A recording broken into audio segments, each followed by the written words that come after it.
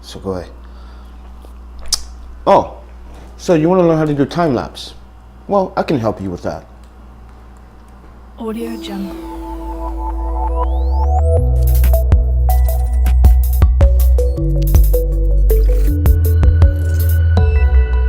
Audio Jungle.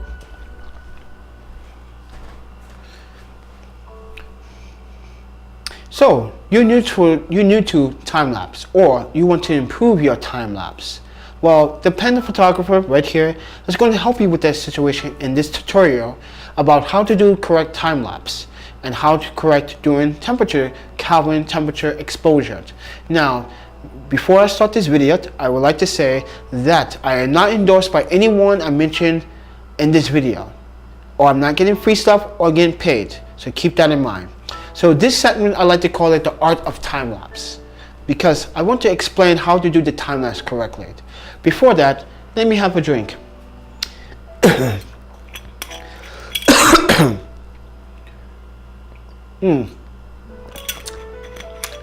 Good old sake.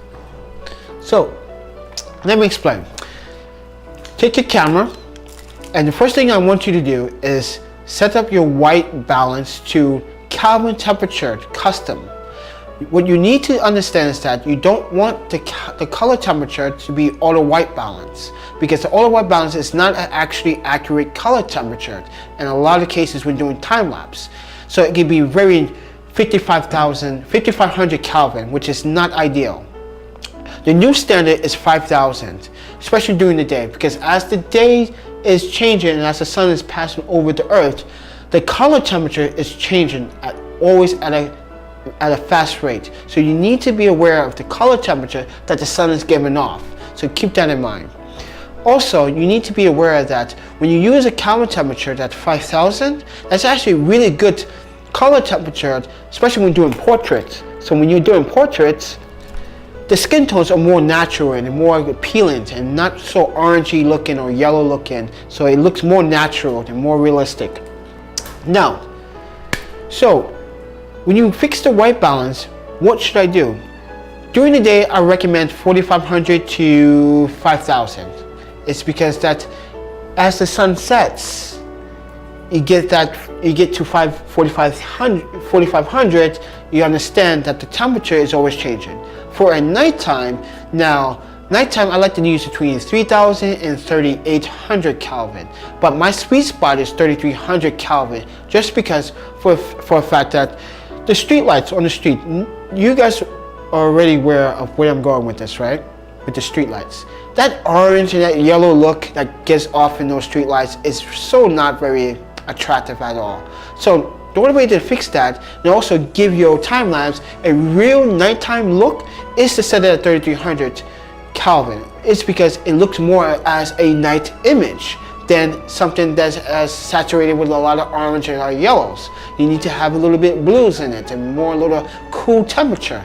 That is why nighttime should be in that realm of fixing it at 3300 Kelvin, which is the sweet spot. So, but it's based on your needs, it's based on your terms, how you use your time lapse. So, now the next topic I would like to talk about is RAW versus JPEG. Now, RAW, you have that ability to actually have this information at your disposal, meaning that you have lens correction, color aberrations, you have control over your saturation, your limbus, you have control of your contrast, your highlights, your shadows, your whites, your blacks, your clarity, you have color temperature over your everything. And that index information, that metadata, is there for you to understand how you shot that and what you're fixing.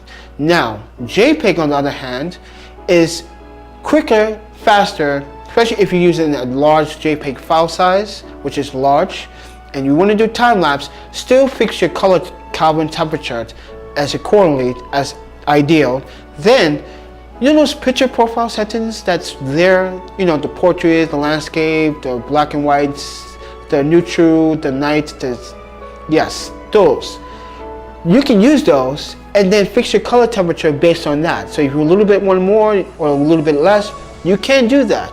And you can fix it up that way. You can actually fix up the contrast levels and Also, the saturation and the sharpness, how much sharpness you want. If you want less saturation, you can do that. So use those colored picture profiles at your disposal. If you have a Canon, Sony, Nikon, they're in your settings. So really utilize those settings at your disposal when you're using JPEG. But, fair warning, note, those settings those picture profiles do not work in RAW at all, because you're already using it, you already have RAW, so you're already utilizing all the information, and you can change anything you want. So keep that in mind. Now, body gear. You may ask about body gear. What body gear should I use? Or what should I use, a full frame or a APS-C sensor?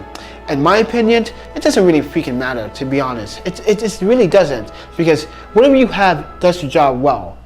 Now, when it comes down to lenses, they may vary.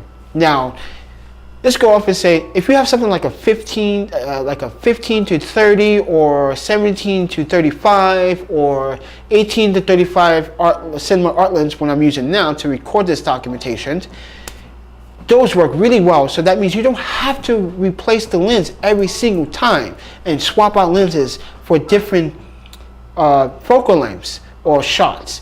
You have one lens that has a constant aperture, and you have a constant focal length of between 18 to 35 or 15 to 30. It is more ideal. Now, for you guys on a budget, if you are on a budget and you want to spend money on two lenses, and you had a choice to spend the money on the two lenses of your choice, which would it be? That's a no-brainer for me. That's going to be the Samyang optics. As I said, not endorsed by Samyang. But the reason why I'm saying the Samyang optics, which is relabeled Rokinon, is because I've done a bunch of time-lapse videos with the cinema lens, the 35 1.5 T lens. Now, I would get into another topic about transmissions versus f-stops, but f-stops is by multiplication, t-stop is by how much light is actually transmitted through the lens, so keep that in mind. But let you know this is that you need to be aware that the optics on the Samyang are so good at an affordable price, but keep in mind they are manual, because you're going to have to do everything in manual anyway when you do time-lapse. So never put time-lapse in autofocus. Don't ever do that, people. If you do that, don't do it. Please stop it. You're wasting your time. It never works. Always manual focus. So if you have Canon, use the live view. If you have Canon, you can also use that as well. If you have Sony, use the focus peaking, but don't put focus peaking on medium. Put it on low, so you have accurate sharpness when you get your images. So keep that in mind. Other than that, that's the lens category. What about tripod category? Well, now if you're on a budget and you need to look for a really sturdy tripod for under $100, I would definitely do my research carefully. And what I mean by carefully is that you need to be aware of the circumstances when you buy tripods, how long the warranty is going to last, or what's going to last either further. Give me one moment.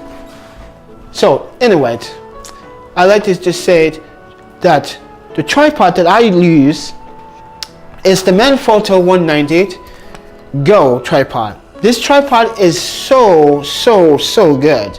Yes, it's a little weighty, but with the ball head it does weigh. But without the ball head, it's so much light. This is my travel tripod. I travel with the plane with this one. Thank you, Manfrotto, for making such a beautiful tripod. I know some people might not like these twists, lockenisms, whatever, but I technically like them because they really grip. They don't fall down. The legs don't come down, so it's really ideal. But look for the best tripod for your need, and make sure that you do that based on your budget. So that includes the lens too. So make sure that you on a budget and you choose the best. So you guys may ask, what about safety? Do your scouting first. Scout your locations first. Go to the scout, look over the site that you're going to shoot over, write it down on a piece of paper or on your phone. Make sure that you have that information at your disposal. Therefore, you have the best locations where you want to shoot. Now, if it's a remote location where it's not a lot of people, and you feel that you need to be with someone, bring a friend along. It's always wise. Always use social media as your GPS tag. So keep that in mind. Let people know where you are, so you know so people know your last location. Safety is concerned. Also, when it comes down to time-lapse safety, is that always bring a book bag. Never carry cameras on top of you unless you're in the city and you have it on a tripod and you have it on your shoulder and you have it secure. But make sure that you always bring a friend with you no matter what. If you're by yourself, make sure you repack that stuff out. I know it takes more time. Make sure you repack your stuff up. Make sure you use a TSA lock. Lock the zipper together so no one is walking behind you trying to unzip your pockets. It's a very, very important feature about your safety and your concern about your lens, because these things cost a lot of money. So keep that in mind. Now, shutter speed is based on, I'm talking about shutter speed now. Shutter speed is based on your preference. I don't recommend going over 7 seconds.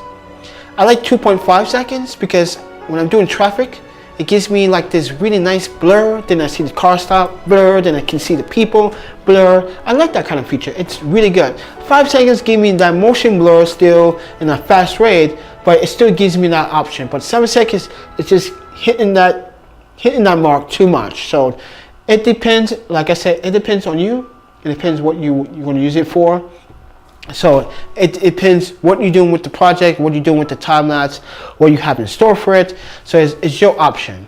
Now, I do want to talk about, certain things about night photography you need to be aware of. Is that, as I said, you need to always shoot manual, always worry about your safety, always choose the right lens to come, and don't matter what body you have, just crop sensor or full frame, doesn't matter.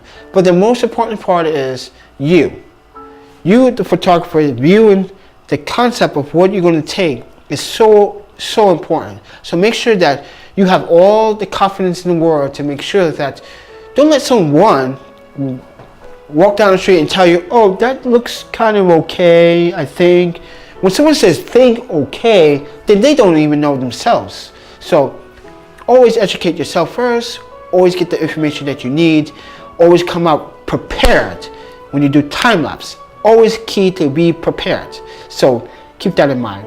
Someone gives you a hard time, you with a friend, and some guy comes or some woman is like, oh, you're doing so wrong. I'm a better photographer. He goes, you have a good day. And then in your head, but I don't know. That's just me. I don't know. I'm just making humor right now. But other than that, if I miss anything in this video about time-lapse, please let me know down in the comments below.